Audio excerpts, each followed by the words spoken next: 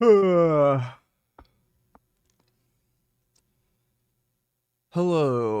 everyone.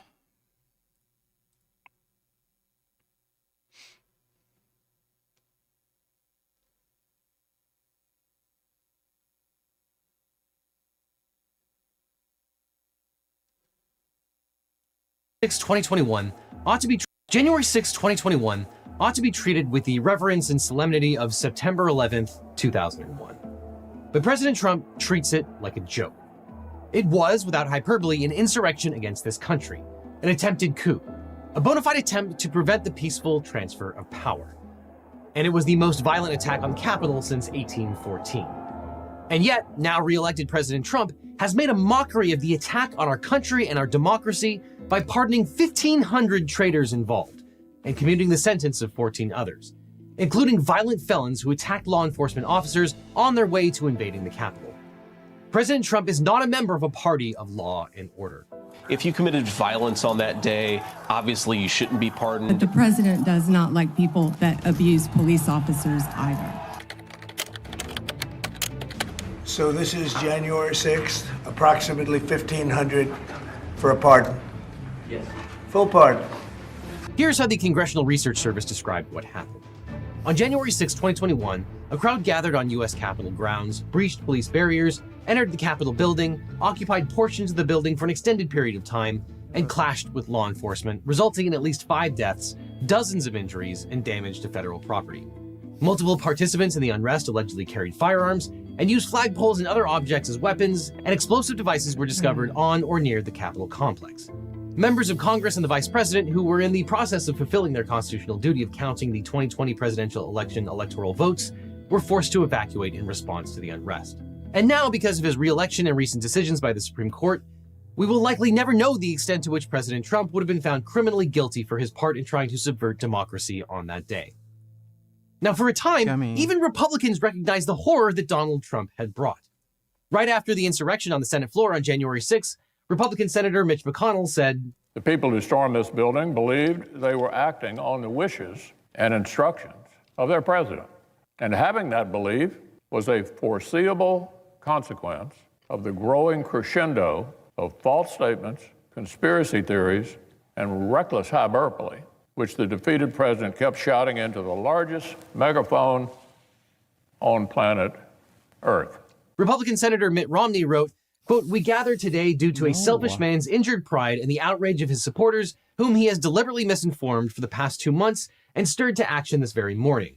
What happened here today was an insurrection incited by the President of the United States." Republican Senator Richard Burr from North Carolina said, quote, "The president bears responsibility for today's events by promoting the unfounded conspiracy theories that have led to this point." On January 11th, a few days later, Trump had a phone call with House Minority Leader Kevin McCarthy, where Trump blamed it on Antifa. Kevin McCarthy said, quote, "It's not Antifa, it's MAGA. I know, I was there." A few days after that, on January 19th, Mitch McConnell on the Senate floor said, quote, "The mob was fed lies. They were provoked by the president and other powerful people." He then voted yes for a second impeachment. But now, of course, according to President Trump, the insurrectionist traitors were perfectly innocent, and it was the police officers who protected members of Congress that were the real bad guys. Yes, Trump and his allies have actually vowed retribution against Officer Mike Fanone and the other officers who testified before the January 6th committee. In a statement accepting a preemptive pardon from then-President Biden, Officer Fanone noted that, quote, "Now we live in a country where the president can weaponize every institution to destroy American lives, and he can do it with impunity because the Supreme Court has designated him a king and not a president. This is a different kind of American exceptionalism. It's exceptionally fucked up." In contrast, President Trump's 1,500 pardons include Peter Steger, who was recorded striking a Metropolitan Police Department officer with a flagpole bearing an American flag at least 3 times. Following the assault, he was heard stating, quote, "Every single one of those Capitol law enforcement officers, death is the remedy. That's the only remedy they get." In July of 2023, Steger was sentenced to over 4 years in prison. This is the same guy who said he wanted to be tough on crime, will lock all the criminals up, but they were helping me with my insurrection scheme. I'll pardon you. My God, dude. Americans are really stupid. Americans don't even realize how stupid they are. They think they're like smart and special or something, but they're actually just really fucking dumb.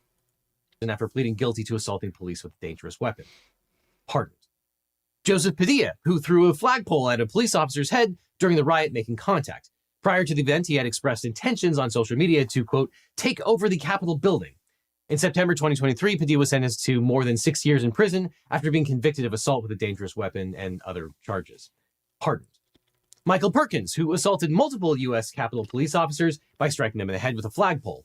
In August of 2023, Perkins was sentenced to 4 years in prison after being found guilty of assaulting a federal officer with a dangerous or deadly weapon and other offenses. In total, 140 police officers were injured on January 6th. And on top of those pardons, Enrique Tarrio, the former leader of the Proud Boys, was pardoned despite being sentenced to 22 years in federal prison after he was convicted of seditious conspiracy. And Stuart Rhodes, founder of the far-right militia group Oath Keepers, received a commutation despite being sentenced to 18 years in prison for seditious conspiracy. These pardons are disgusting. I simply cannot think of another word. Legally, there is nothing to be done.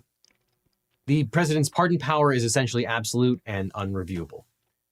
I'm making this video for future historians who will probably treat January 6th as a minor footnote rather than the monumental, paradigm-shifting event that it should have been. But I won't blame them because many in this country simply decided to shrug it off. It could have been the impetus to punish the guilty, those inside and outside the White House. But both politicians and voters failed the test. My only hope is that other Americans recognize the travesty of justice that President Trump just visited upon them, and that they remember next time they vote and pick up a history. If you were born on U.S. soil, then Yeah, I'm not entirely sure what a Trump presidency is going to look like just yet, but I'm assuming it's probably going to be retarded, and a lot of people are going to regret voting for him.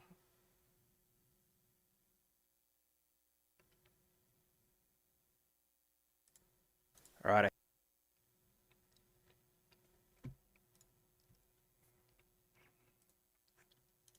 then you are an American citizen. It's written into the Constitution. It was one of the necessary steps after that little spat called the Civil War. But this might not be the case for long. Yes, incoming President Trump has vowed to end birthright citizenship, and the Supreme Court might let him. But can they do that? For more, we turn to chaos lawyer Liz Dye. Thanks, Devin. In 1868, Americans amended the Constitution to clarify that anyone born on U.S. soil is automatically a U.S. citizen. What Donald Trump presupposes is, maybe we didn't. Maybe you didn't? The once and future president has long promised to end birthright citizenship, most recently in an interview with NBC's Kristen Welker. You've promised to end birthright citizenship on day one. Is that still your plan? Yeah. If somebody sets a foot, just a foot, 1 foot, you don't need two, on our land, congratulations, you are now a citizen of the United States of America. Yes, we're going to end that because it's ridiculous. That's... Look, I think he's talking about what was known as the wet foot, dry foot policy under the Cuban Adjustment Act of 1966. That law said that Cuban refugees who made it to American shores were allowed to stay, but migrants interdicted at sea were to be returned to Cuba. Honestly, that has zero to do with birthright citizenship, but okay, since there appears to be some confusion on this topic, let's go back to the beginning. In the beginning, there was racism. Specifically, at its founding, it was legal in roughly half of this country to own other human beings as property. And at the Constitutional Convention of 1787, there was a fight about how to count those enslaved black people for the purpose of congressional apportionment. Slave states wanted to increase their proportional share of the population and thus their number of congressional representatives by counting slaves. Free states wanted not that. And so they passed what became known as the Three-Fifths Compromise. Enslaved people counted as 3/5 of a non-enslaved person for the purposes of the census, and Native Americans were excluded entirely. Now, there were black free persons in America, but in 1856, the Supreme Court ruled in the infamous Dred Scott case that because Scott's ancestors were kidnapped from Africa and sold as slaves, he was not a citizen of the state of Missouri where he lived. 7 years later, President Abraham Lincoln abolished slavery in the United States, and then we had a war which the Confederacy lost. And that meant that the Three-Fifths Compromise was no longer operable. And so the question became, if you're now 5/5 of a person, does that automatically make you a citizen? After the Civil War, during the period known as Reconstruction, Congress took its first crack at answering that question with the Civil Rights Act of 1866. It said that all persons born in the United States and not subject to any foreign power, excluding Indians not taxed, were hereby declared to be citizens of the United States. And then in 1868, Congress made it part of the Constitution as the 14th Amendment, which reads, all persons born or naturalized in the United States and subject to the jurisdiction thereof are citizens of the United States and of the state wherein they reside. No state shall make or enforce any law which shall abridge the privileges or immunities of the citizens of the United States, nor shall any state deprive any person of life, liberty, or property without due process of law, nor deny to any person within its jurisdiction the equal protection of the laws. Freed slaves were, at least on paper, American citizens, equal under the law. Obviously, we've fallen down a lot on those ideals. We're still fighting to ensure racial. Since Trump got elected, they've rounded up so many illegals where I live and started deporting them. It's pretty awesome.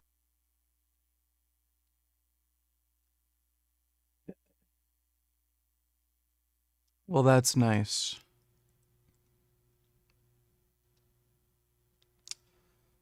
I was thinking of doing a funny video about that.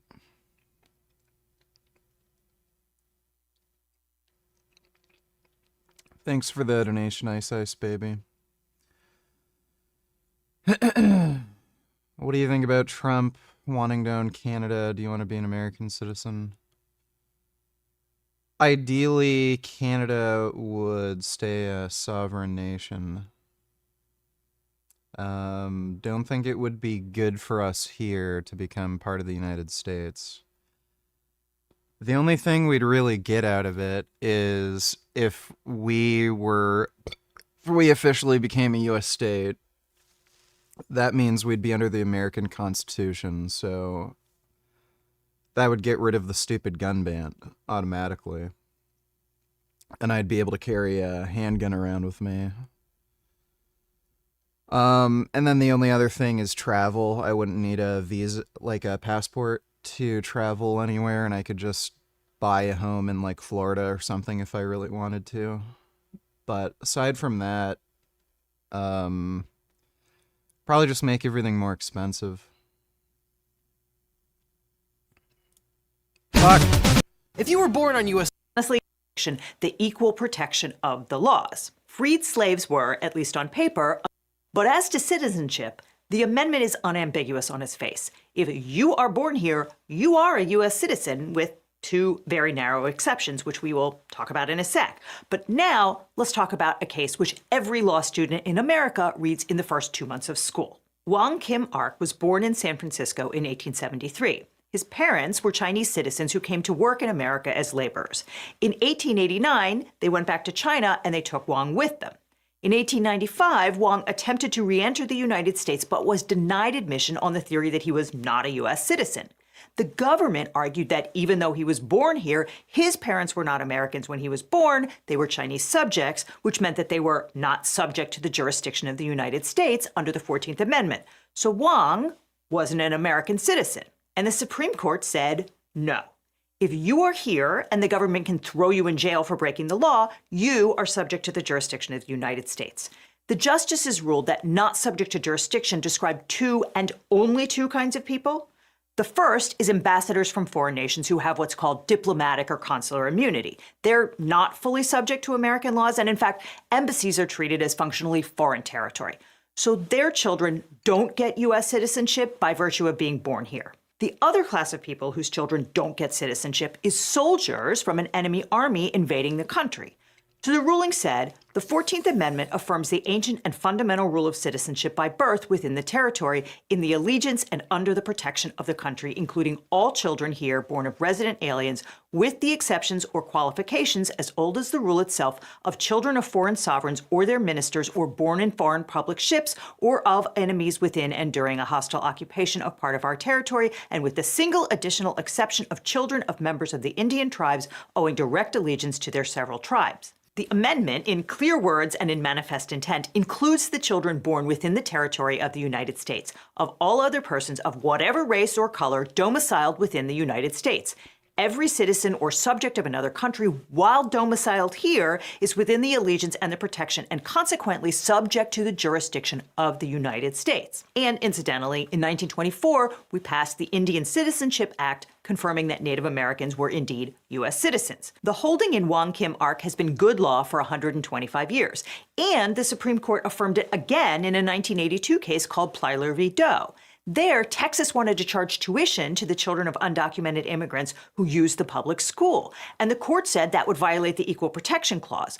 But the court also affirmed the holding of U.S. v. Wong Kim Ark. It said, no plausible distinction with respect to 14th Amendment jurisdiction can be drawn between resident aliens whose entry into the United States was lawful and resident aliens whose entry was unlawful, i.e., undocumented immigrants who are very clearly subject to the jurisdiction of the United States. The court said, those who elect to enter our territory by stealth and in violation of our law should be prepared to bear the consequences, including but not limited to deportation. But the children of those illegal entrants are not comparably situated.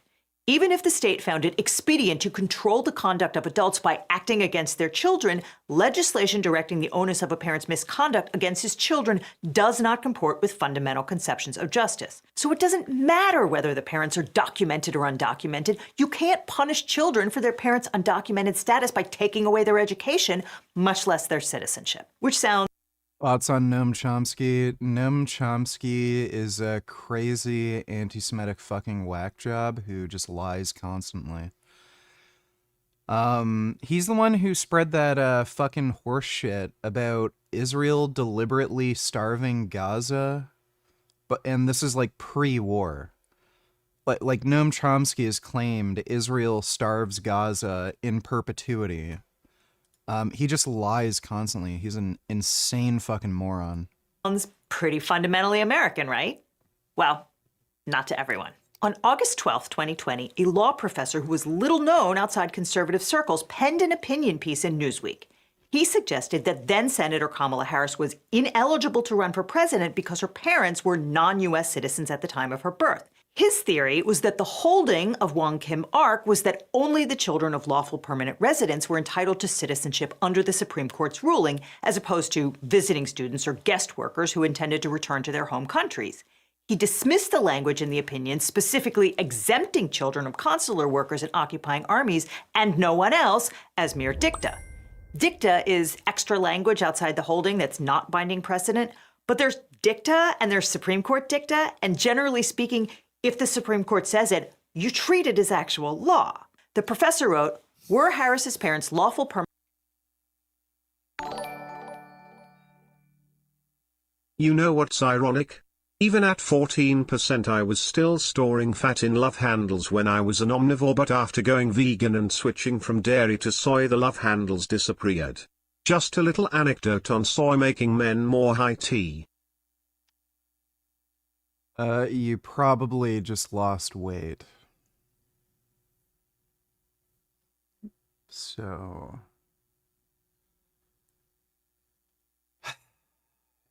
But thanks for the donation, dude. Permanent residence at the time of her birth? If so, then under the actual holding of Wong Kim Ark, she should be deemed a citizen at birth, that is, a natural-born citizen, and hence eligible. Or were they instead, as seems to be the case, merely temporary visitors, perhaps on student visas issued pursuant to Section 10115F of Title I of the 1952 Immigration Act? If the latter were indeed the case, then derivatively from her parents, Harris was not subject to the complete jurisdiction of the United States at birth, but instead owed her allegiance to a foreign power or powers, Jamaica in the case of her father and India in the case of her mother, and was therefore not entitled to birthright citizenship under the 14th Amendment as originally understood. The column was widely condemned as racist in an unsubtle echo of the birther conspiracies alleging that Barack Obama, the nation's first black president, was secretly born in Kenya, not Hawaii. Newsweek appended 2 editors' notes apologizing and purporting to be shocked that the piece was being used by some as a tool to perpetuate racism and xenophobia. The author of that article was one John Eastman. Now, Eastman has been a vocal opponent of birthright citizenship for a long time. In 2005, he testified to Congress that Wong Kim Ark was wrongly decided and they should feel free to disregard it. He said, the prospect of potential terrorists coming across our border and giving birth to children once they're here in order to specifically open up a fifth column on our shores is a very real possibility. He also opened his testimony by explaining to the late Congresswoman Sheila Jackson Lee that it was a canard to say that the Three-Fifths Compromise was racist against black people. He insisted that its purpose was to deny additional representation to slave owners. Won't someone think of the poor slaveholders? But Eastman didn't get famous for being a jerk. He got famous in the aftermath of the 2020 election as the intellectual mastermind of the fake electors plot. He was the one who theorized that Mike Pence had the right to reject real electoral certificates representing the accumulated judgment of 20 million voters and instead accept fake ones from the swing states. Well, to be fair, Eastman wasn't the only galaxy brain saying that. He had a lot of help from a Wisconsin lawyer named Ken Chesbrough. And in fact, it wasn't the first time that Eastman and Chesbrough worked together. In 2016, the dynamic duo filed an amicus brief in a Supreme Court petition that involved citizenship of people born in American Samoa. American Samoa is a U.S. territory, and Samoans are U.S. nationals who can travel freely within the United States and don't need authorization to work. But they're not U.S. citizens by birth, meaning they can't vote in U.S. elections or hold federal office. And that continues to be true since the Supreme Court denied review in this case. But Eastman and Chesbrough cooked up an amicus brief on behalf of the Claremont Institute, a major conservative think tank, in which they called birthright citizenship a vestige of feudalism and said it was incompatible with a core premise underlying the American Revolution. Incidentally, that amicus brief was flagged by reporter Josh Kovensky at TPM. Kovensky tracked down Ryan Williams, the head of the Claremont Institute, to ask him how he reconciled the United States being a nation of immigrants, since pretty much everyone who is not Native American. Ding dong. Hello Mr. Burgess the Veganator and Gum Gum. How's it going? It's going good. Still having sleep problems and I slept all day, but, you know. I'm just chilling with my Gum Gum here. Thanks for the donation, Wandering Mason. Is descended from people who came from somewhere else. Williams insisted that we're a nation of settlers more than immigrants. You're kind of saying the quiet part out loud there, dude. Hostility to birthright citizenship is common among Trump's nominees. For instance, Michael Anton, a former speechwriter for Rupert Murdoch, will be the White House Director of Policy Planning. He insists that everyone has simply misunderstood Wong Kim Ark for the past 130 years. He says the court has ruled only that children of legal residents are citizens. That doesn't change the status of children born to people living here illegally, which is clownish and juvenile. But it is coming. So let's talk about what the argument here is likely to be, and then we can talk about the mechanics of implementation. Now, you've testified repeatedly to this committee that you will uphold the laws of this country and defend the Constitution of the United States. Do you believe birthright citizenship is the law of the land, and will you defend it regardless of a child born in the United States, regardless of their parents' immigration status? Senator, I will study birthright citizenship. I would love to meet with you regarding birthright citizenship. Can I answer the serve as the question? Attorney General of the United States, and you still need to study the 14th Amendment of the Constitution? That is not helping me have more confidence in your ability to do this job. This one's going to involve a little field trip to Texas. Sadly, we will not be stopping for barbecue. Instead, we'll be heading to Eagle Pass, a frequent crossing point for undocumented migrants, where state officials have erected a barrier in the middle of the Rio Grande. USA Today reports that the buoys are connected to form a barricade about 1,000 feet long. They're fastened to the river bottom and have nets below the water to prevent people from swimming beneath them. The buoys themselves rotate so that people can't climb over them. The putative justification for this is that Texas is just trying to protect migrants from crossing there for their safety. The state also blocked migrants from coming ashore by placing rolls of razor wire at the water's edge. You know, for safety. But multiple people have already drowned after getting caught in what is effectively a floating gate. The Biden administration sued to force Texas to get that thing out of the river. The Justice Department argued that the Rio Grande is a navigable body of water, and thus blockading it violates the Rivers and Harbors Act of 18. I mean, I could probably get over that thing, but if you're a retard who's never taken swimming lessons and shit, I could see you dying. Rake donated $3.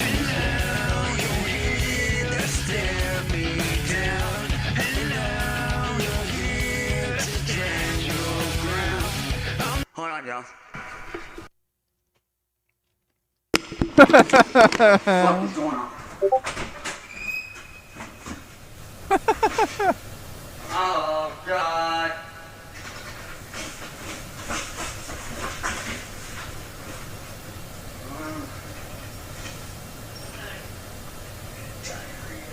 All over the place.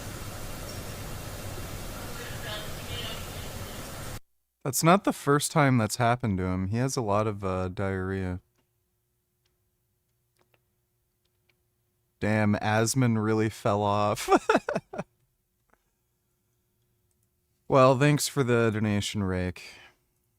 1899. Texas countered that the Rio Grande is not navigable, and even if it is, the state is entitled to ignore the border law because it is literally under hostile invasion by undocumented immigrants and asylum seekers. They point to Article 1, Section 10, Clause 3, which bars states from making war or conducting foreign policy unless actually invaded or in such imminent danger as will not admit of delay. Constitutional law professor Steve Vladeck has called this the actual invasion clause, which probably is going to catch on. Sorry to interrupt, but if you're hell-bent on testing legal loopholes to get around the 14th Amendment or have hired John Eastman, you're going to want a good lawyer instead. But if you want to front, so just click on the link in the team.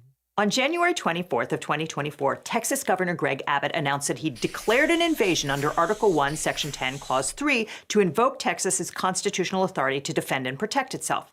That authority is the supreme law of the land and supersedes any federal statutes to the contrary. Basically, he says Texas is at war with an occupying army of immigrants, and so he's entitled to ignore all federal laws. The trial court and the three-judge panel of the Fifth Circuit Court of Appeals agreed with the Justice Department that the Rio Grande is a navigable body of water under the Rivers and Harbors Act, and they ruled that illegal immigration does not constitute an invasion. They also rejected the "we are at war" argument. As U.S. District Judge David Ezra wrote, states may not exercise immigration enforcement power except as authorized by the federal government, and surges in immigration do not constitute an invasion within the meaning of the Constitution, nor is Texas engaged in war by enforcing this law. But Texas appealed to the full Fifth Circuit, and sitting on banc, the appeals court reversed itself and held that the Rio Grande is not navigable, so Texas could build that floating wall. The appeals court specifically declined, however, to rule on the issue of whether undocumented migrants constituted an invasion under the actual invasion clause. And that's because there's a strong precedent against issuing constitutional rulings when not necessary to resolve a case. But one particular judge took issue with that. Meet Judge James Ho, who would very much like a spot on the Supreme Court if one opens up.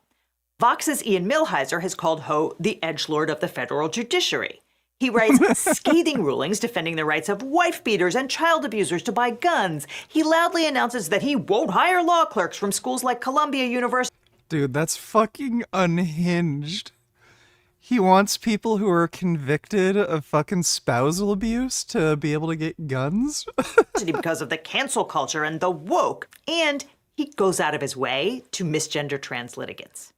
Now, the first time around, President Trump's red line for Supreme Court justices was abortion. He was never going to appoint anyone to the Supreme Court who was unwilling to overturn Roe v. Wade.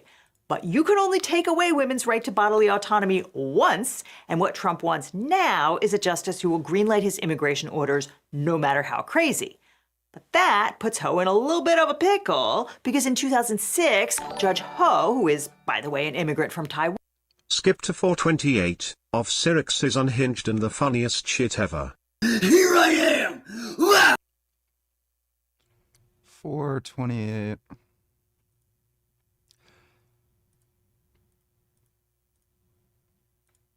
I'd like almost feel bad for the guy getting made fun of online because he's retarded, but he's like actually just a piece of shit. Gentlemen, there exists a video of a fidget spinner being forced into the hole of this infected thing. I'll play the audio for that now.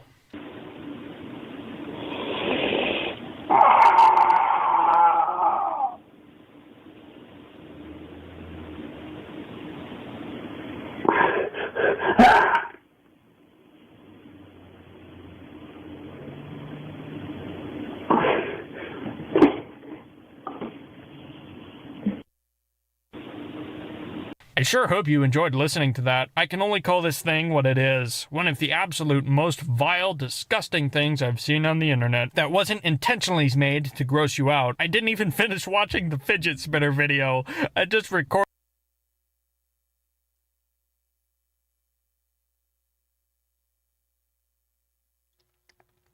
How in the fuck do you put a fidget spinner in your dick?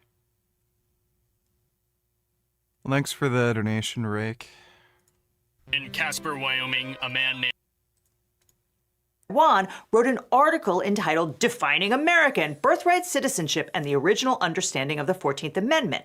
And in that article, he scoffed at the suggestion that there was some kind of magical workaround for the plain language of the 14th Amendment. He said, birthright citizenship is guaranteed by the 14th Amendment. That birthright is protected no less for children of undocumented persons than for descendants of Mayflower passengers. Text, history, judicial precedent, and executive branch interpretation confirm that the citizenship clause reaches most U.S.-born children of aliens, including illegal aliens, which is a little inconvenient for his career ambitions at this point. And so, Judge Ho wrote a concurrence in the Rio Grande Buoy case in which he went out of his way to say that undocumented migrants could absolutely be characterized as invaders under the actual invasion clause. And furthermore, he said that a determination by a governor or a president that an invasion was underway was not reviewable by any court. In law speak, that's called a non-justiciable political question. Judge Ho started from the premise that the president's decision. Will there be a part 2 of your debate conversation with Andrew Wilson?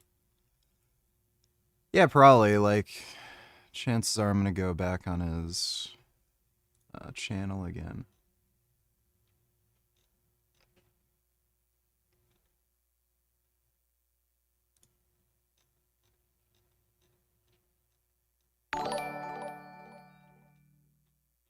Every relationship I've ever been in, after a while the girlfriend stops putting effort into her appearance. I try and bring it up tactfully, but they always get mad and defensive and never change. But they expect you to be attractive all the time.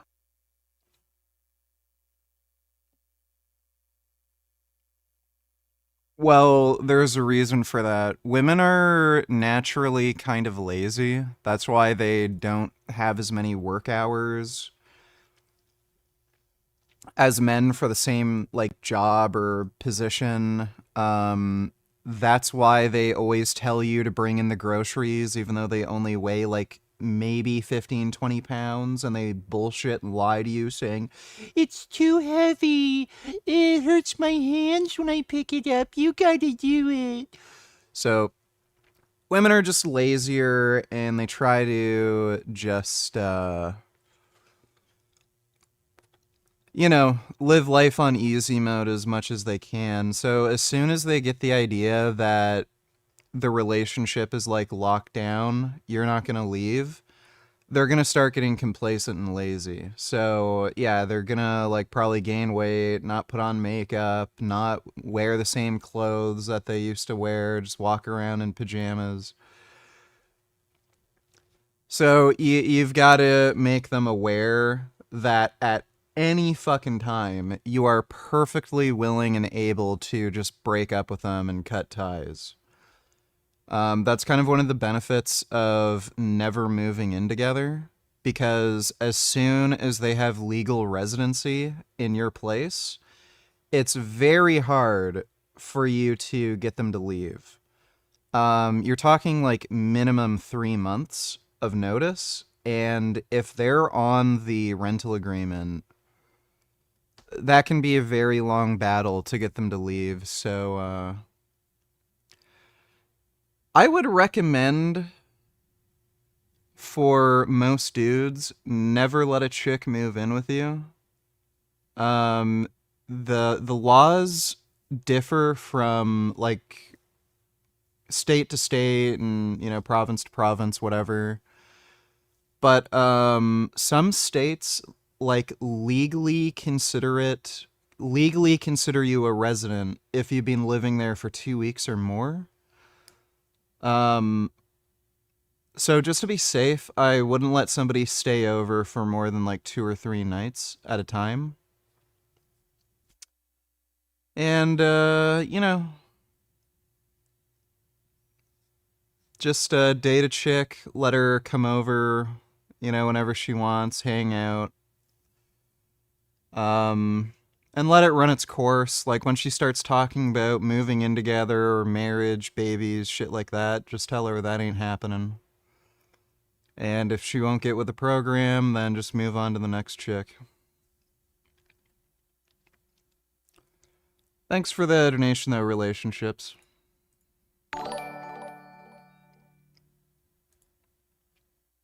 Wandering Mason donated $5. First thing I've got to do is get me bosun's chair up, and then I'm dangling in a position somewhere round about here. And the next thing, up comes 4 iron pins or iron dogs. The purpose of these is to support a great bark of timber, which will come up next, you see. And I then proceed to bolt one on there and one over there, like so. So I've then got that like all braced up quite solid. Once you've got the first staging up or the first deck up, you know, you can work quite comfortably as though you were on the ground. When I've done it, when I've got all the gear up, you know, to me it's a bloody magnificent achievement, you know. You've like really got the world at your feet. Yeah, let's have women do that. Imagine if you told a fucking chick to do this shit, she'd never fucking do it. They'd be like, it's too scary, it's too high, oh, that's too heavy for me to carry. Oh, you expect me to risk my life to put a piece of wood on a thing? They'd never fucking do it. Just imagine how many buildings would never have been built if women were the ones who, like, worked and, like, men were the ones who stayed at home and took care of the kids. There'd literally only be, like, one-story structures. You'd be able to go up on a little hill and then see, like, for miles and miles and miles because there'd never be any fucking skyscrapers. Well, let me see this one. Watch latest Jake Bro video, brah. Yeah, I was planning to. Thanks for the donation, bro's biggest bra.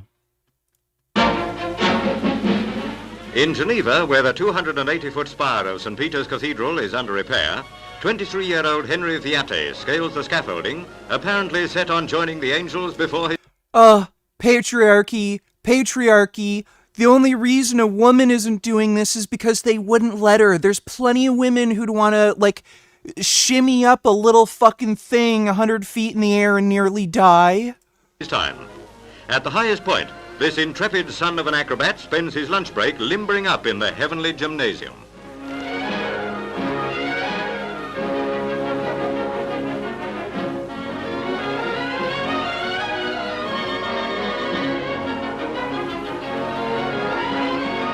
When it's time to knock off, Henry takes the short way down.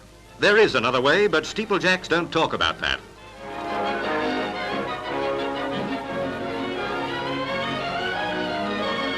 Risky though it looks, the queer thing about steeplejacking is that it's really the safest job in the world. No competition.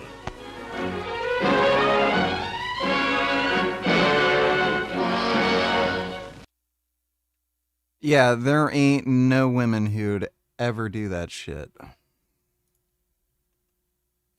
Well, thanks for the donation, Wandering Mason. Named Clint Saunders.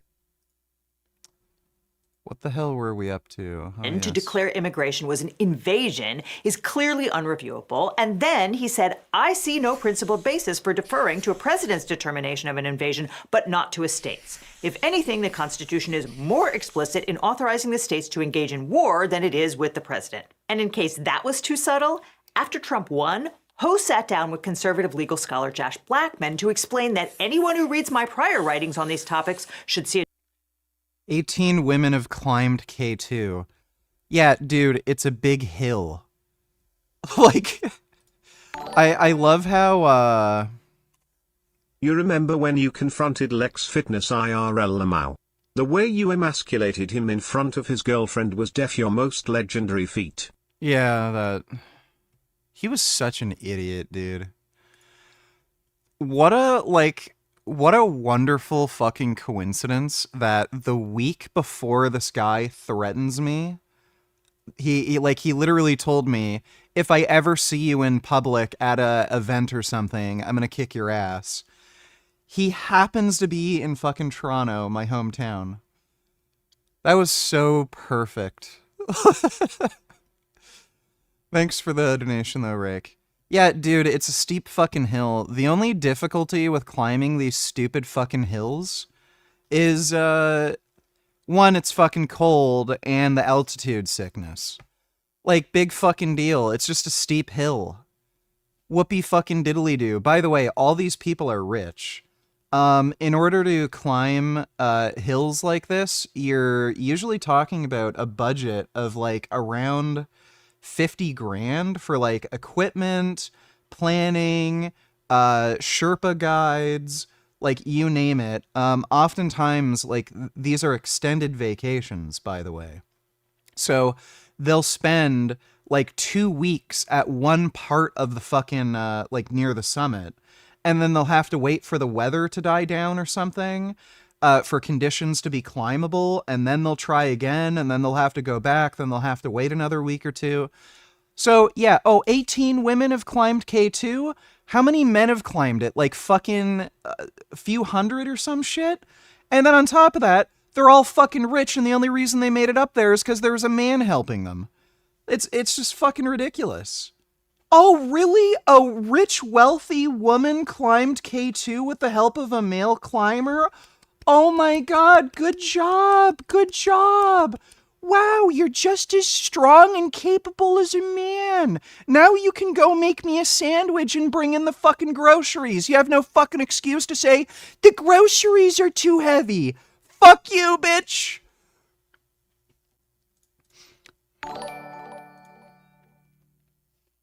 Everything you say makes sense.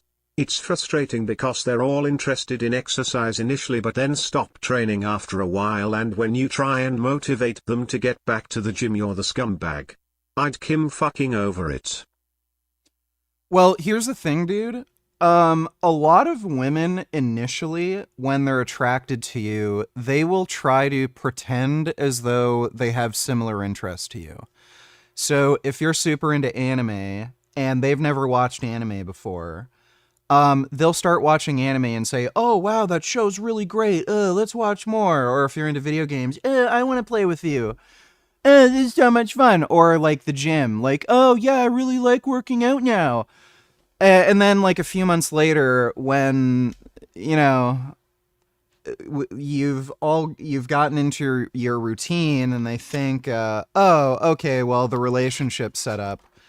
You know, or they're just going to get tired of things. Like, they can't maintain the whole charade for too long. You know, somebody can only do something they're not interested in for so long. Then you're going to see who they actually are. And, okay, they never had an interest in working out with you. They never had an interest in anime, video games, or any of your hobbies. And then, yeah. And then the bitching starts and all that crap. So my advice to you is, if you want a chick who's like into working out and crap, good way to do that is to meet a chick at the gym, or meet a girl who's like actually doing physical activities. Like, you know, if you see a chick rollerblading or cycling and she looks fit, she's probably into like, you know, physical activity.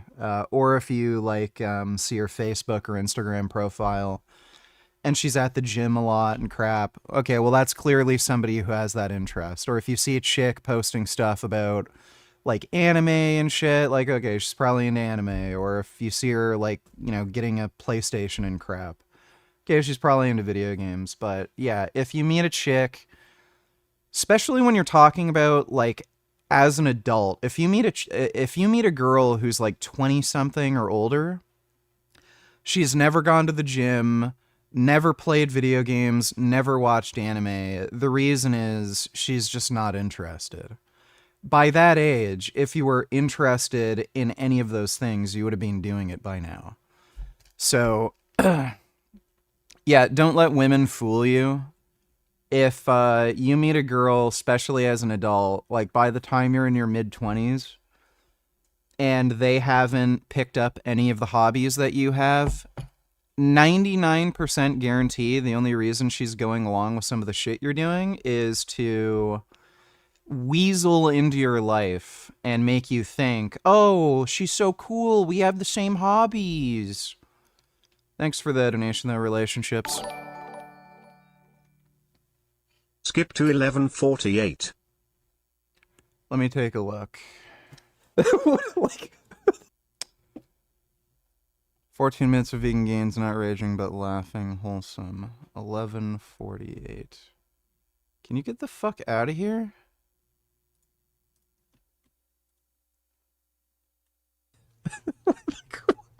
Oh, yeah. You gotta be fucking kidding me. Who the fuck takes... Who the fuck takes a photo like this?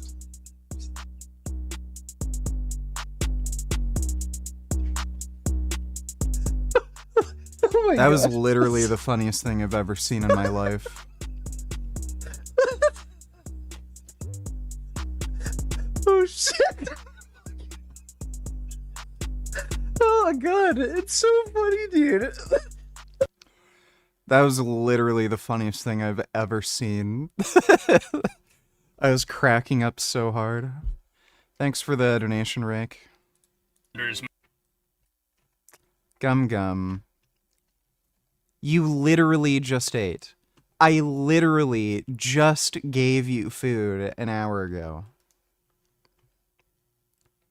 You have no excuse. Yeah, just lie down. Just lie down, Gum Gum. Gum Gum, stop trying to get my bowl. I just fed you. Your little kitty tummy is filled with cat pellets. There's no way you're hungry. You do not need food. You've got a full tummy filled with nice, healthy cat pellets. Oh, I love you, little baby. You know that? Yeah, you're my little baby. You're my little baby. A direct connection between birthright citizenship and invasion. Birthright citizenship is supported by various Supreme Court opinions, both unanimous and separate opinions involving Justices Scalia, Thomas, Alito, and others. But birthright citizenship obviously doesn't apply in case of war or invasion. No one, to my knowledge, has ever argued that the children of invading aliens are entitled to birthright citizenship. Everyone agrees that birthright citizenship doesn't apply to the children of lawful combatants, and it's hard to see anyone arguing that unlawful combatants should be treated more favorably than lawful combatants. There is not a pick-me-girl in this land who can compete with that man. But in case you got a little lost in the legalese, the state of Texas is floating a theory that undocumented immigrants should be treated as an invading army, and Judge Ho is telling Trump that that would be a terrific way to get around the 14th Amendment. All you have to do is claim that the nation is under attack by terrified people fleeing war and poverty, and then you can magically ignore the Constitution and 130 years of Supreme Court precedent. I feel like we talked about Trump pulling the fire alarm and shouting emergency as a way to get around the fact that the Constitution gives Congress the power to impose tariffs in that video. It's kind of his signature move. So how is this all going to go down? Well, let's ask the man himself. Joe Biden has launched an illegal foreign invasion of our country, allowing a record number of illegal aliens to storm across our borders. From all over the world they came. Under Biden's current policies, even though these millions of illegal border crossers have entered the country unlawfully, all of their future children will become Never heard of a woman complaining about lifting groceries. Usually women do the grocery shopping. You should have a partner that has different interests and you disagree on some things.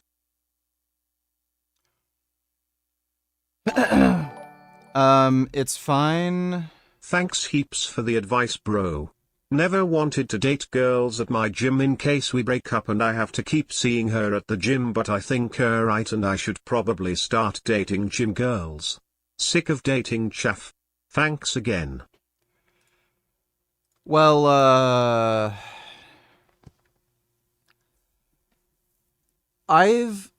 it might be because of my antisocial personality disorder or some shit, but I've never found it like awkward, you know, those sorts of situations.